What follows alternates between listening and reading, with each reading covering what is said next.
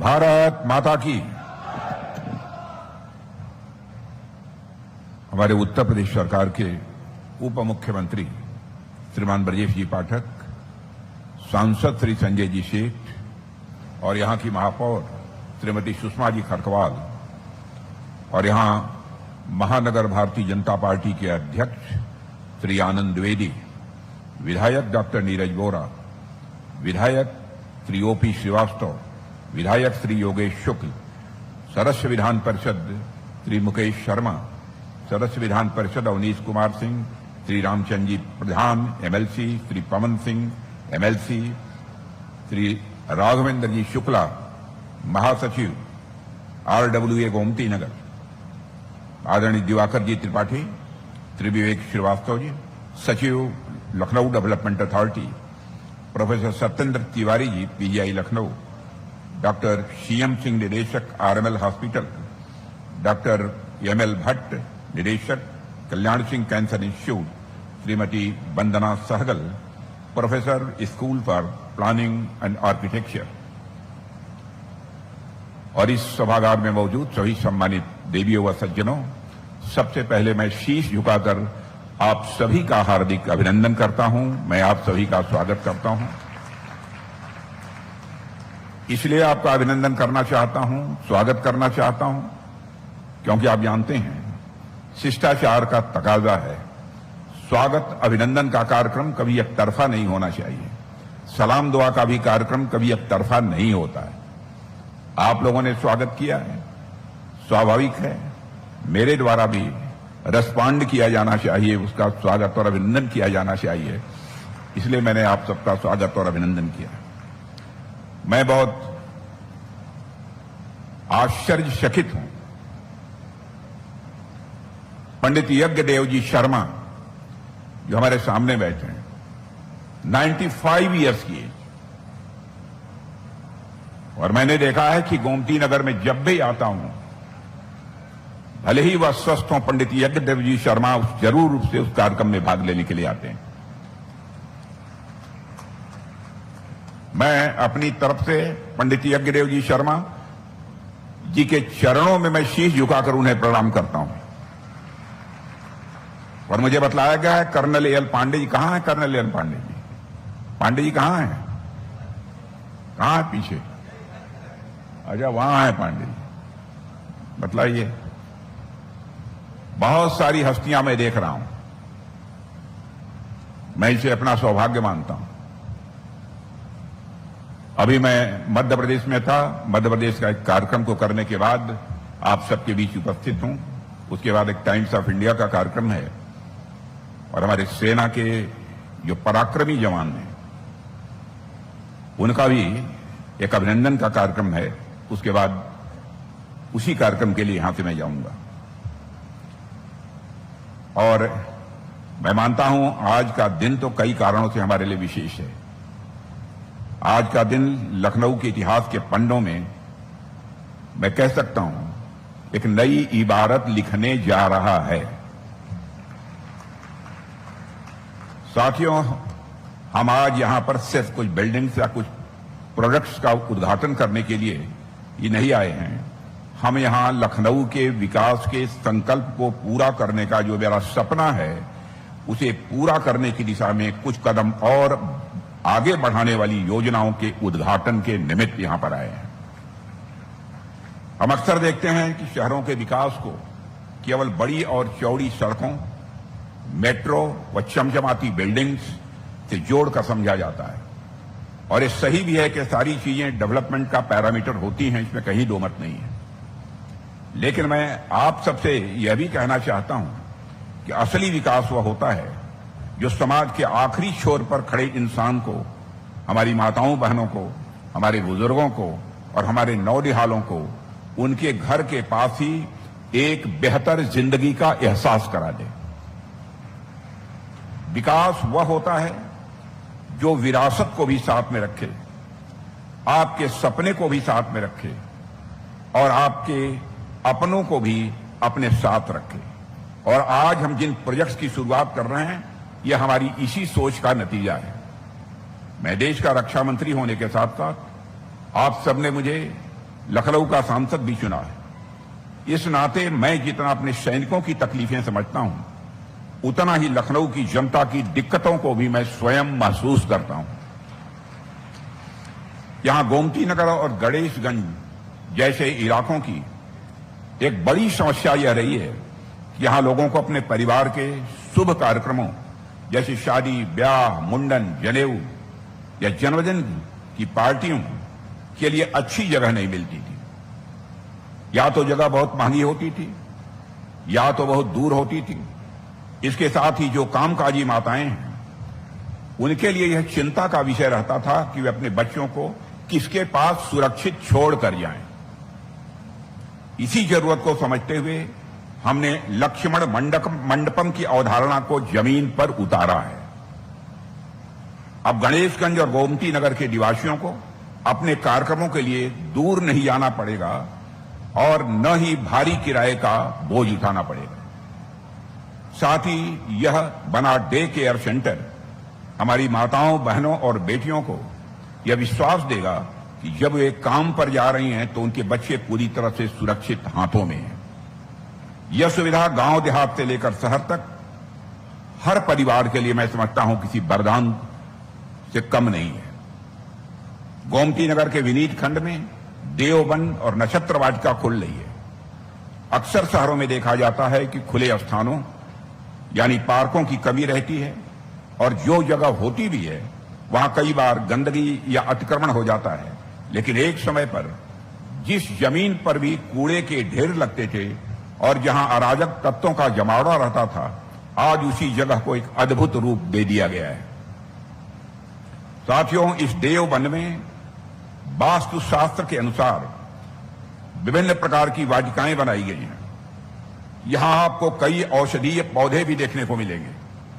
इसका मतलब यह है कि अब गोमती नगर और आसपास के लोगों को सुबह शाम टहलने, योग करने और अपने बच्चों की प्रकृति के करीब ले जाने के लिए एक बेहतरीन और स्वच्छ जगह मिल गई है।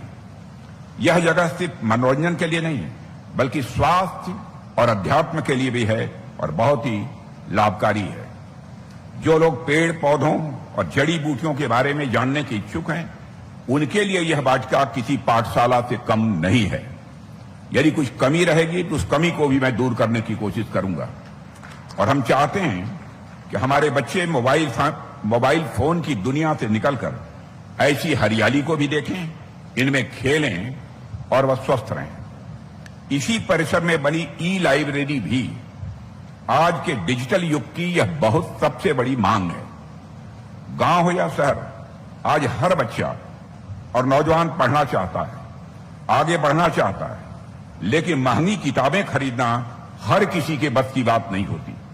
यह ई-लाइब्रेरी वैसे छात्रों के लिए अथवा अध्यवसायियों के लिए किसी खजाने से कम नहीं है। अब किताबों के लिए इधर उधर भटकने की जरूरत नहीं है। एक क्लिक पर दुनिया भर का ज्ञान आपके सामने होगा। आप Union Public Service Commission, provincial civil सेवा, बैंकिंग, रेलवे या फिर किसी भी कॉम्पिटिटिव एग्जाम की तैयारी कर रहे हो, यहां बैठकर आप मुफ्त में पढ़ाई कर सकेंगे।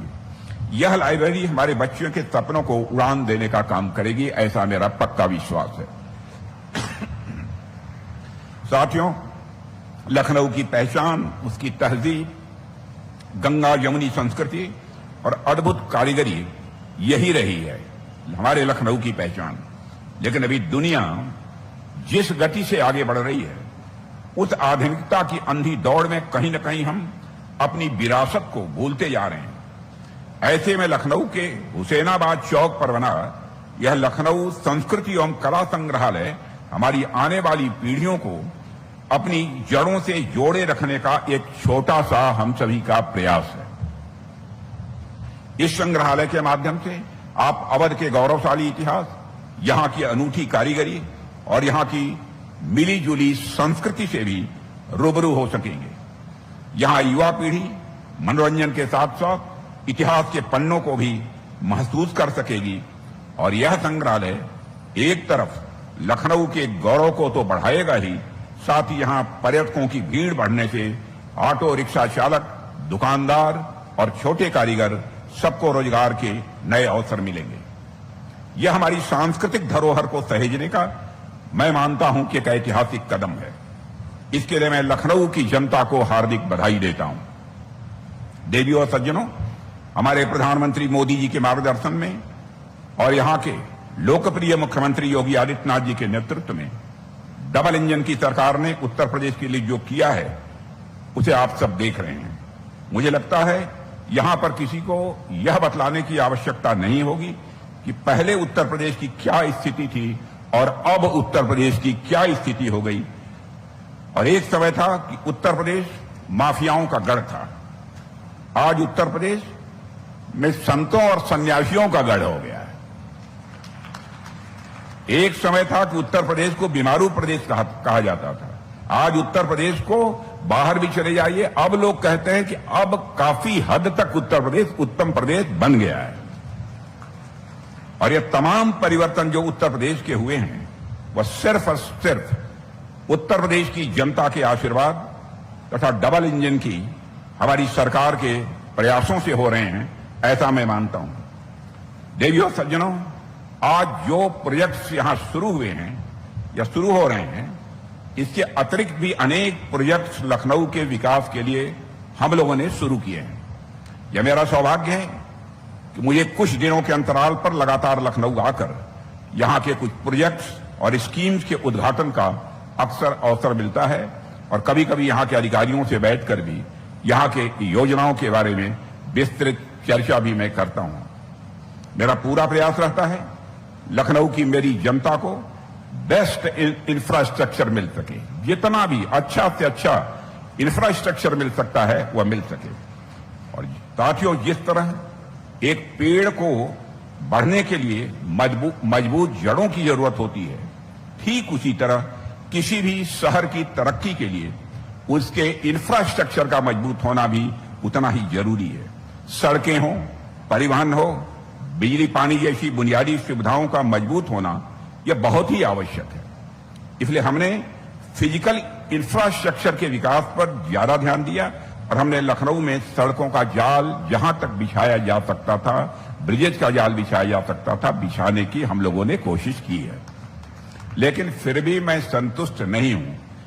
अभी बहुत सारे काम पड़े हुए हैं, जिन कामों को हमको करना है मैं कोशिश करूंगा जितनी जल्दी से जल्दी हो सके, जहां काम की आवश्यकता है वह काम प्रारंभ हो, अथवा यदि प्रारंभ हो गए हैं तो जल्दी से जल्दी वह पूरे हो सकें।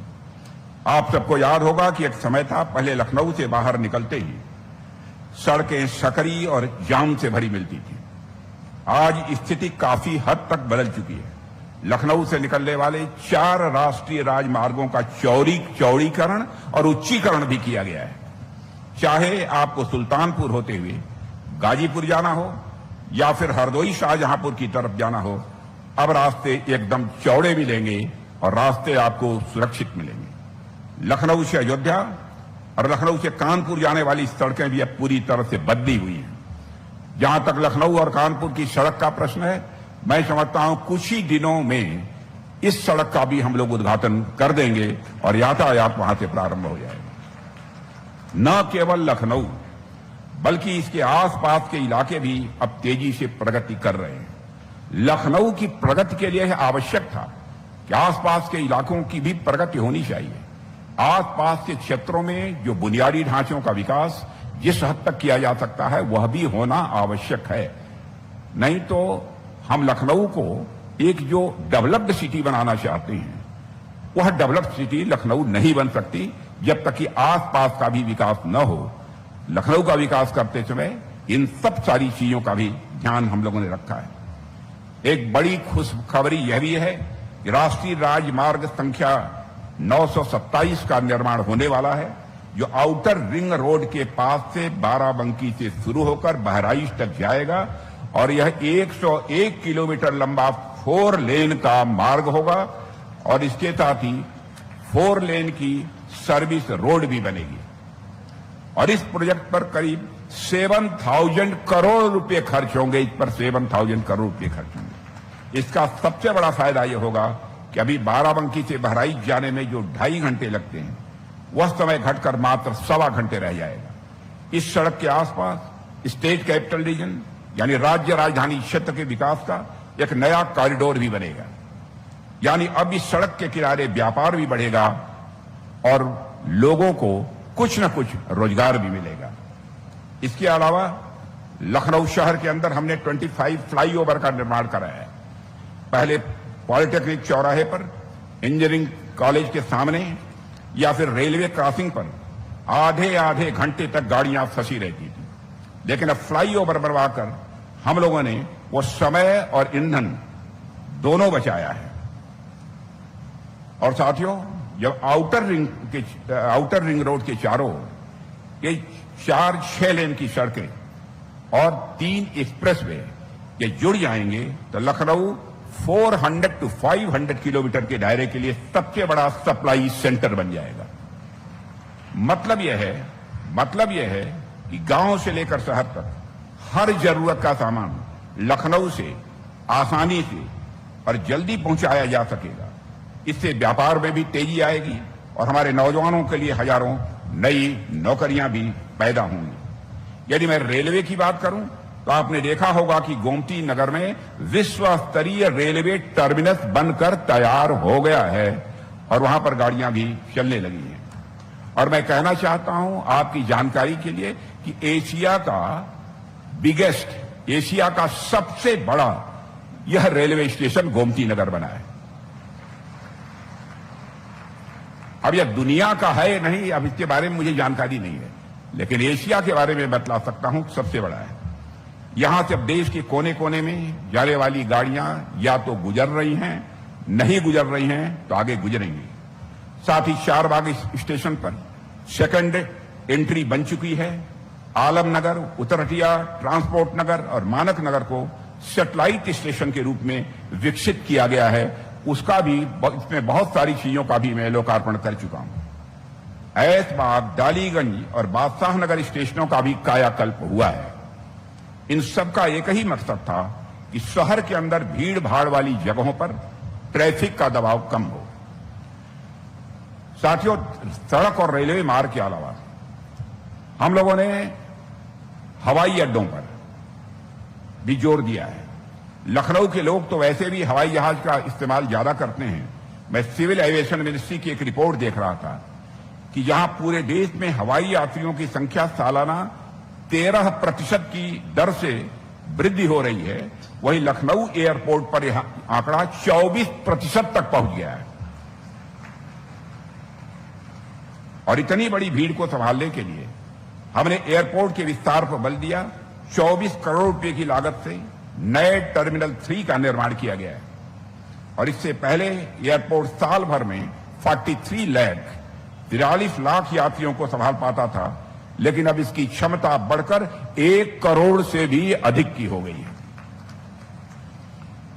साथियों, जी, मैं रक्षा मंत्री होने के नाते यदि बात करूं तो मुझे देखकर बेहद खुशी होती है कि हमारा लखनऊ डिफेंस सेक्टर में भी अब आगे बढ़ चढ़कर योगदान देने के लिए उत्सुक है। यह लखनऊ के लिए बड़े गौरव की बात है कि इसे आगरा और कानपुर के साथ डिफेंस नोड घोषित किया गया है।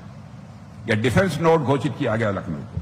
अब लखनऊ में ब्रह्मोस मिसाइल का निर्माण शुरू हो गया है और गर्व की बात यह है कि उसकी पहली खेप हमारी सेना को भी सौंप दी गई है। और भी कई स्थानों पर जाता है, उसकी चर्चा मैं सार्वजनिक रूप से नहीं कर सकता हूं। इसके साथ ही रक्षा उपकरणों से जुड़े कई और छोटे बड़े कारखाने भी यहां स्थापित होने वाले हैं। मैंने मुख्यमंत्री श्री योगी आदित्यनाथ जी को कहा है कुछ और जमीन चाहिए हमको लखनऊ के आसपास। अब मुझे प्रसन्नता है कि योगी जी ने तुरंत अपनी सहमति दी है और मैं कहना चाहूंगा यहां के मुख्यमंत्री जी के बारे में, जो कुछ भी कहा है, जिस भी प्रकार के सहयोग की आवश्यकता, चटपट यहां के हमारे मुख्यमंत्री योगी आदित्यनाथ जी ने उसको पूरा किया है। क्षण भर की देर नहीं हुई। और अभी अशोक लेलैंड कंपनी ने भी लखनऊ में हैवी इलेक्ट्रिक व्हीकल बनाने की फैक्ट्री शुरू कर दी है। और इस फैक्ट्री में सालाना आपको जानकर खुशी होगी 25,000 25,000 वाहन बनाने की क्षमता है सालाना इस फैक्ट्री में। यह सब होने से हमारे यहां के नौजवानों को अब नई टेक्नोलॉजी सीखने और अच्छी तनख्वाह वाली नौकरी पाने का भी मौका मिलेगा और उन्हें काम के लिए दूसरे शहरों में न जाने की नौबत आए, कोशिश इसके पीछे यही है। साथियों, लखनऊ का विकास बेहद सुनियोजित योजना के तहत चल रहा है और विकास की यह गाथा यहीं नहीं रुकने वाली। यह तो बस एक शुरुआत है और इसमें भी कोई सहयोग कर रहा है। पूरा कंसेप्ट जो दे रहा है लखनऊ के डेवलपमेंट का, वह हमारे श्रीमान दिवाकर जी त्रिपाठी वह कंसेप्ट देने का काम कर रहे हैं। त्रिपाठी खड़े हैं, कहां हैं? यहां बैठे हैं, छिप के बैठते हैं। और मैं समझता हूं कि बस एक शुरुआत है। यहां हर रोज कुछ न कुछ नया बन रहा है और हर रोज कुछ न कुछ नया यहां संवर भी रहा है। यह विकास की गंगा है जिसकी धारा में गरीब का, व्यापारी का, बुजुर्ग का और नौजवान का सबका कल्याण इसी में समाया हुआ है। हमारा निरंतर प्रयास रहेगा कि लखनऊ वासियों का रहन सहन सुख सुविधाओं से संपन्न हो और वह परिपूर्ण रहे। वैश्विक जियो पॉलिटिकल सिचुएशन के बावजूद बहनों भाइयों, आज जिस भारत के हम लोग नागरिक हैं कह सकते हैं, आज भी वैश्विक संकट इस समय कितना बड़ा है वेस्ट एशिया क्राइसिस के कारण आप सबको मालूम है। लेकिन सारी परिस्थितियों में आज भी दुनिया में सर्वाधिक तेजी से आगे बढ़ने वाली अर्थव्यवस्था यानी इकोनॉमी यदि किसी देश की है तो हमारे और आपके देश भारत की है। मेरे बहनों भाइयों, ये हम सबके लिए गौरव का विषय है। जहां पर हमारा भारत कुछ वर्षों फ्रजाइल 5 बहुत कमजोर 5 देशों में माना जाता है, आज वो दुनिया के टॉप इकोनॉमीज में शामिल हो गया है। नारी शक्ति बंधन अधिनियम, हमारी माताएं बहनें भी यहां पर काफी बैठी हुई हैं और नीचे भी थी, उनके बारे में कहना चाहता हूं। संसद और विधानसभाओं में अब आपको भी 33% का आरक्षण मिलेगा, 33% का। लेकिन पुरुषों के द्वारा जितनी तेज ताली बजनी चाहिए नहीं बज रही। 2014 में यहां इनकी संख्या 3000 के अराउंड थी, 3000 के अराउंड थी और 2025 में बढ़कर 11,000 से भी अधिक हो गई। सेनाओं में भी महिलाओं की भागीदारी बढ़ी है, उसकी मैं चर्चा कर रहा हूं। देवी और सज्जनों, राम मंदिर निर्माण, काशी विश्वनाथ कॉरिडोर का निर्माण, उज्जैन के महाकाल मंदिर के नए कॉरिडोर का निर्माण तो ऐसी ऐतिहासिक उपलब्धियां हैं जो आगे आने वाली पीढ़ियां सदियों तक याद रखेंगी। विकास के साथ साथ विरासत भी आगे बढ़नी चाहिए, यह हमारी सरकार की सोच है और मैं मानता हूं कि कोई छोटी बात नहीं है। इस देश की जनता ने हम लोगों पर जो विश्वास दिखाया है, हम उसको सही साबित करने का पूरा प्रयास कर रहे हैं। और कुछ बातें और मैं आपके सामने रखना चाहता हूं। इस समय जो वेस्ट एशिया की क्राइसिस चल रही है उसके बारे में भी कुछ बातें आपके सामने रखूंगा। आप जानते हैं जून 2026 में प्रधानमंत्री मोदी जी के नेतृत्व वाली एनडीए सरकार के 12 वर्ष पूरे हो रहे हैं। इन 12 वर्षों में कई तरह की चुनौतियां आई हैं, मगर हमारी सरकार हर चुनौती पर विजय प्राप्त करने में पूरी तरह से कामयाब रही है। हमने विपरीत परिस्थितियों में भी स्थिति पर नियंत्रण बनाए रखा और हम पहले से कहीं अधिक मजबूत होकर उभरे हैं। इस समय पश्चिम एशिया में जो संकट चल रहा है उसके कारण कई चुनौतियां पैदा हुई हैं। हालांकि औपचारिक रूप से सीज फायर की बात सामने आई है, मगर जो जमीन पर हालात हैं उसे देखते हुए यह मान लेना कि संकट पूरी तरह से समाप्त हो गया है, मैं समझता हूं कि उचित नहीं होगा। पश्चिम एशिया में जब तनाव बढ़ा तो हमारे प्रधानमंत्री जी ने मेरी ही अध्यक्षता में एक ग्रुप ऑफ मिनिस्टर का भी गठन किया, जिसका काम है कि पश्चिम एशिया में जो संकट है उसके दुष्परिणामों से निपटने के लिए सरकार के प्रयासों में मजबूती लाना। स्वयं हमारे प्रधानमंत्री जी प्रायः स्थिति की समीक्षा करते रहते हैं और आवश्यक निर्देश देते रहते हैं और मुझे इस बात का संतोष है कि शुरू में देश में जिस तरह का माहौल बनाने की कोशिश की गई वैसा कहीं कुछ नहीं है। मैं आप लोगों के सामने भी यह बात कहना चाहता हूं कि देश में किसी भी संकट से निपटने के लिए पर्याप्त भंडार है हम लोगों के पास।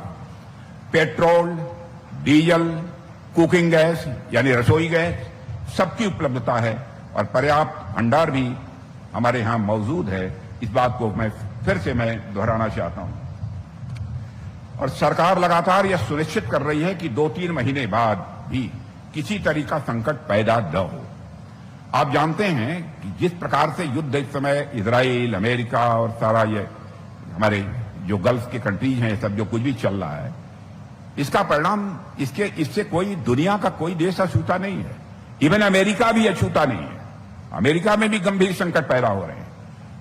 लेकिन सारी चुनौतियों के बावजूद भारत ने उन चुनौतियों को स्वीकार किया है और उन चुनौतियों पर विजय हासिल करने में भी काफी हद तक हमने कामयाबी हासिल की है।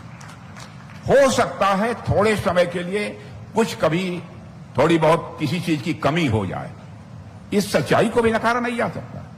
लेकिन मैं समझता हूं कि जब वैश्विक संकट है, ग्लोबल क्राइसिस इस समय है, तो देश की जनता को उस समय पूरी ताकत के साथ, संयम के साथ, साहस के साथ खड़े रहने की आवश्यकता है।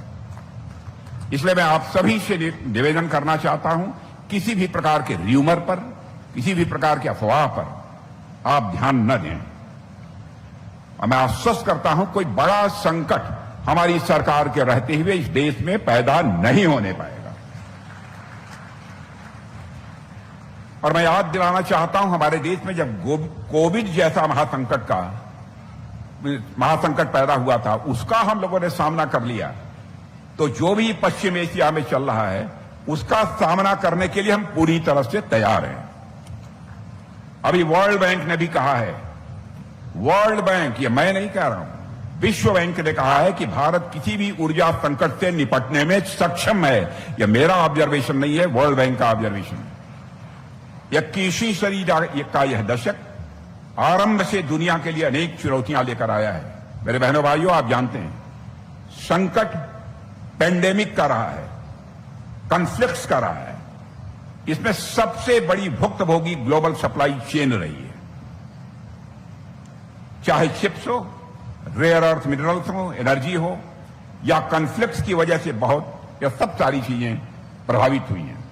और ये मानवता के तेज विकास से जुड़ी चीजें हैं। इनकी सप्लाई चेन में, इनके फ्लो में ब्रेक लगने से पूरी मानवता का विकास स्वाभाविक रूप से प्रभावित होता है। इसलिए भारत जैसे लोकतांत्रिक देश का इस दिशा में आगे बढ़ना पूरे विश्व के विकास के लिए मैं समझता हूं कि बहुत ही अहम है और बहुत ही आवश्यक है। साथियों, हमारी सरकार ने कोरोना की आपदा के समय पर ही यह तय कर लिया था कि भारत सेमीकंडक्टर सेक्टर का नया ग्लोबल हब बनेगा और इस सेक्टर में भारत आत्मनिर्भर बनेगा। और सेमीकंडक्टर में आत्मनिर्भरता सिर्फ एक चिप तक यह सीमित नहीं है। इसका मतलब है आर्टिफिशियल इंटेलिजेंस में, इलेक्ट्रिक व्हीकल्स में, क्लीन एनर्जी में, डिफेंस में, इलेक्ट्रॉनिक्स में, ऐसे अनेक सेक्टर जिसमें कि हमें आत्मनिर्भरता को बल मिलेगा। इसलिए साल 2021 में भारत ने इंडिया सेमीकंडक्टर मिशन भी प्रारंभ कर दिया है। देवियों सज्जनों, साथियों, संकट के बावजूद विकास की गति में कोई कमी नहीं आई है। और अभी उत्तर प्रदेश के नोएडा में एक नए इंटरनेशनल एयरपोर्ट का भी उद्घाटन हुआ है, आपने देखा होगा। एशिया का बिगेस्ट एयरपोर्ट। और किसी भी देश में एयरपोर्ट सिर्फ एक सामान्य सुविधा नहीं होती, ये एयरपोर्ट प्रगति को भी उड़ान देते हैं। और मैं उसके बारे में बताना चाहूंगा, जब मैं यहां का मुख्यमंत्री था, उस समय उस एयरपोर्ट के संबंध में उस समय मिस्टर शेखर हुआ करते थे सेक्रेटरी, वो हमारे साथ गए थे, कुछ अफसर्स भी गए थे। और उस समय के जो मिनिस्टर थे इसके सिविल एविएशन के, शरद यादव जी थे, उनके साथ वहां एयरपोर्ट बनाने के बारे में हम लोगों ने चर्चा की थी। लेकिन मैं बधाई देना चाहता हूं योगी जी को, लंबे समय से जो प्रोजेक्ट पेंडिंग पड़ा हुआ था, केवल सोच के स्तर पर था, उसको साकार करने में उन्होंने बहुत ही महत्वपूर्ण भूमिका निभाई है। उसके लिए बधाई के बात। देवियों सज्जनों, आपको जानकर खुशी होगी, 2014 से पहले देश में केवल 74 एयरपोर्ट थे। आज 160 से अधिक एयरपोर्ट्स भारत में हो गए हैं 10-12 वर्षों के अंदर। आज उत्तर प्रदेश में हवाई अड्डों के नेटवर्क का तेजी से विस्तार हुआ। उनकी संख्या एयरपोर्ट की बढ़कर 17 कर दी गई है, यानी 17 हो गई है। और तो और उत्तर प्रदेश भारत का अकेला प्रदेश है जहां सर्वाधिक इंटरनेशनल एयरपोर्ट हैं। भारत का अकेला स्टेट है जहां सर्वाधिक इंटरनेशनल एयरपोर्ट है। आपका लखनऊ का एयरपोर्ट भी उन्हीं में से एक है। उसका विस्तार अब आप सबके सामने है। उसकी कैपेसिटी हमारे लखनऊ एयरपोर्ट की और अधिक बढ़ाई जा रही है। विकसित भारत के विकसित आधुनिक इंफ्रास्ट्रक्चर पर हमारी सरकार गजब का निवेश कर रही है। अभी बीते लगभग 12 वर्षों में इंफ्रास्ट्रक्चर का बजट आपको जानकर आश्चर्य होगा, आज तक नहीं हुआ है इतने कम समय में कोई यह करिश्मा कर दे। 12 वर्षों में इंफ्रास्ट्रक्चर का बजट 6 गुना से अधिक बढ़ाया गया है, 6 गुना से। और इन वर्षों में 17 लाख करोड़ रुपए हाईवे और एक्सप्रेसवे पर खर्च किए गए और 1 लाख किलोमीटर से अधिक की हाईवे का निर्माण किया गया। 2014 तक रेलवे में सिर्फ 20,000 किलोमीटर रूट का इलेक्ट्रिफिकेशन हुआ था, जबकि 2014 के बाद से 40,000 किलोमीटर से ज्यादा रेलवे ट्रैक का इलेक्ट्रिफिकेशन किया गया है। यह काम सरकार के काम करने की गति है। आज ब्रॉडगेज नेटवर्क का भी लगभग 100% इलेक्ट्रिफिकेशन हो गया है। साथियों, अगले सप्ताह एक और बड़ा ऐतिहासिक काम होने जा रहा है जिसकी मैंने चर्चा की। संसद का सत्र 16, 17, 18 को है। वहां पर विधायिका में महिलाओं का प्रतिनिधित्व बढ़े, इस संबंध में बिल आएगा। और आपको मालूम है 2023 में ही नारी शक्ति बंधन अधिनियम पारित हो चुका है। अंत में मैं यही कहना चाहता हूं कि यह जो आपका सपना है वह साकार हो। इस दृष्टि से जो कुछ भी किया जा सकता है इस देश के लिए, इस प्रदेश के लिए हमारी सरकारें कर रही हैं। और इसे लखनऊ संसदीय निर्वाचन क्षेत्र के लिए जो कुछ भी आपका प्रतिनिधि होने के नाते बन सकता है वह बराबर मैंने करने की कोशिश की है। मैं सारे प्रदेश में जहां जहां पर जाता हूं नई नई परियोजनाएं प्रारंभ हो रही हैं। अभी मैं राजस्थान से आ रहा हूं, मध्य प्रदेश में एक कार्यक्रम को संबोधित करके। इसके बाद भी एक कार्यक्रम में मुझे जाना है। वही मैं जब बोल रहा था मैंने कहा भाई कि मैं लगातार एक्सटेम्पोर बोलता रहूं, यह मेरे लिए संभव नहीं है, क्योंकि पॉइंट्स हमारे सामने होने चाहिए। और आज आप लोगों से मिलकर मुझे बेहद खुशी हुई है। और मैं इतना ही कहना चाहूंगा कि जितनी हमारी उपस्थिति सांसद होने के नाते होनी चाहिए, वह चाहते हुए भी आप जानते हैं हमारी मजबूरी है, वह संभव नहीं है। लेकिन यदि लखनऊ कोई नाम नोट करा देता है, मैं रहता हूं, तो मैं निश्चित रूप से उनसे मिलता हूं, कोई वापस नहीं लौटता। देश भर के लोगों से भी मिलता हूं, चाहे वो बिजनेसमैन हो अथवा अन्य क्षेत्रों में काम करने वाले हों या हमारे फॉरेन के डेलीगेशंस आते हों, कोई आता है, उनसे उसी में से समय निकालकर मैं लोगों से मिलने की कोशिश करता हूं। आपकी सेवा में मैं अपने जीवन की सार्थकता समझता हूं, इसीलिए मैं यह सब सारे काम करता हूं। आज के अवसर पर इससे ज्यादा कुछ न कहते हुए पुनः आप सबने जो यहां समय दिया है, आप सब आए हैं, और जो भी विकास कार्य हुआ है वो केवल हमारे कारण नहीं हुआ है, सरकार के ही कारण नहीं हुआ है, उसमें यहां की जनता का भी पूरा सहयोग रहा है, इसके कारण हुआ है। इसलिए मैं जनता के प्रति भी मैं आभार व्यक्त करते हुए और अपना निवेदन यहीं समाप्त करता हूं। आप सबको बहुत बहुत धन्यवाद।